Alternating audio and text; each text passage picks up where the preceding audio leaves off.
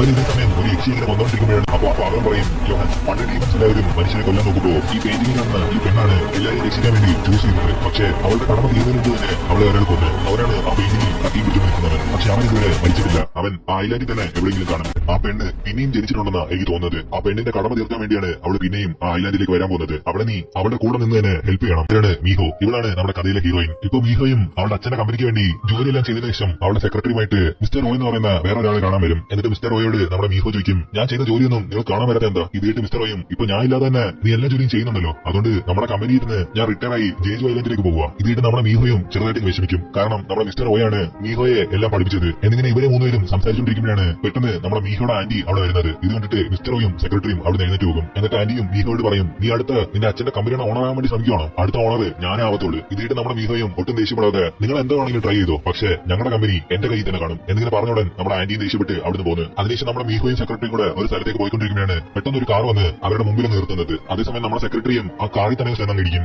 Secretary പുറത്തു നിന്ന് ആ കാറിലുള്ളവരെ വിളിക്കുമ്പോഴാണ് അവർ രണ്ടുപേരും പുറത്തേക്ക് വന്നിട്ട് നമ്മുടെ സെക്രട്ടറി വഴക്ക് പറയുന്നത്. ഇതിട്ട് നമ്മുടെ സെക്രട്ടറിയും ഇങ്ങനെ സോറി വയ്ക്കാൻ പറയുമ്പോഴാണ് അവർ രണ്ടുപേരും നമ്മുടെ സെക്രട്ടറി പിടിച്ചിട്ട് നീ സോറി വയ്ക്കണ്ട എന്ന് പറഞ്ഞ് പ്രശ്നം ഉണ്ടാക്കിക്കൊണ്ടിരിക്കും. ഇതെല്ലാം ആദ്യത്തിരുന്ന് കാണുന്ന നമ്മുടെ മീഹോയും പുറത്തേക്ക് വന്നിട്ട് അവൾ ഇങ്ങനെ സോറി വയ്ക്കുമ്പോഴാണ് അമ്മ രണ്ടുപേരും നമ്മുടെ സെക്രട്ടറി സോറി വയ്ക്കാൻ പറയുന്നത്. ഇതിട്ട് നമ്മുടെ മീഹോയും സെക്രട്ടറിയോട് സോറി വയ്ക്കാൻ പറയും. പക്ഷേ സെക്രട്ടറി നല്ലോണം സോറി വയ്ക്കാത്തതുകൊണ്ട് അമ്മ രണ്ടുപേരും സെക്രട്ടറി കഴുത്തി പിടിച്ച് സോറി വയ്ക്കാൻ വെക്കുമ്പോഴാണ് ഇത് കണ്ടിട്ട് മീഹോയും അവിടെയുള്ളവരെ അങ്ങ് അടിച്ചിടും. എന്നിട്ട് നമ്മുടെ മീഹോയും കാറി കയറാൻ പോകുമ്പോഴാണ് അമ്മ രണ്ടുപേരിൽ ഒരുത്തരിങ്ങനെ വീഡിയോ എടുക്കുന്ന കാണുന്നത്. കാരണം ഇതെല്ലാം നമ്മുടെ ആന്റിയുടെ പ്ലാൻ ആയിരിക്കും. ഇത് കണ്ടിട്ട് മീഹോയും ആ വീഡിയോ മേടിക്കാൻ പോകുമ്പോൾ തന്നെ അവർ രണ്ടുപേരും ആ കാറി കയറി രക്ഷപ്പെടും. എന്നിട്ട് അടുത്ത ദിവസം ഇന്റർനെറ്റ് ഫുള്ളും നമ്മുടെ മീഹോയെ കുറിച്ച് എല്ലാവരും ഇങ്ങനെ തെറ്റായിട്ട് പറയുമ്പോഴാണ് നമ്മുടെ മീഹോയുടെ അച്ഛനും മീഹോ ഇങ്ങനെ വിളിക്കുന്നത്. അതേസമയം തന്നെ ആ റൂമിനകത്തിരുന്ന് മീഹോയുടെ ആന്റി പുറത്തേക്ക് വന്നിട്ട് നിന്റെ അച്ഛൻ ഭയങ്കര ദേഷ്യത്തില്ല, ഇനിയിപ്പോ നിന്റെ കാര്യം നോക്കാം എന്നിങ്ങനെ പറഞ്ഞിട്ട് ആന്റി അവിടുന്ന് പോകും. ഇതെല്ലാം കേട്ട് നമ്മുടെ മീഹോ അകത്ത് നിന്ന് എന്താ നടന്നെന്ന് അച്ഛനടുത്ത് പറയാൻ നോക്കുമ്പോ അച്ഛൻ അതൊന്നും കേൾക്കാതെ, എനിക്ക് കമ്പനിയാ വലുത്, ഇനിയിപ്പോ ഈ കമ്പനി നിന്റെ ആന്റിയുടെ കൈ കൊടുക്കാൻ ഞാൻ തീരുമാനിച്ചു. ഇത് കേട്ട് മീഹോയും ഇതെല്ലാം ചെയ്തത് തന്നെ ആന്റിയാ എന്നിങ്ങനെ മീഹോ പറയുന്നിട്ട് അവരുടെ അച്ഛനും, എന്നാ പിന്നെ നീ ഇവിടുന്ന് കുറച്ച് നാളത്തേക്ക് മാറിയില്ലേ, ഈ കമ്പനി ഞാൻ തന്നെ നോക്കിക്കോളാം. പക്ഷെ ഇത് കേട്ട് നമ്മുടെ മീഹോ ആദ്യം സമ്മതിക്കുന്നില്ല. എന്നാൽ അതിനുശേഷം നമ്മുടെ മിസ്റ്റർ ഓ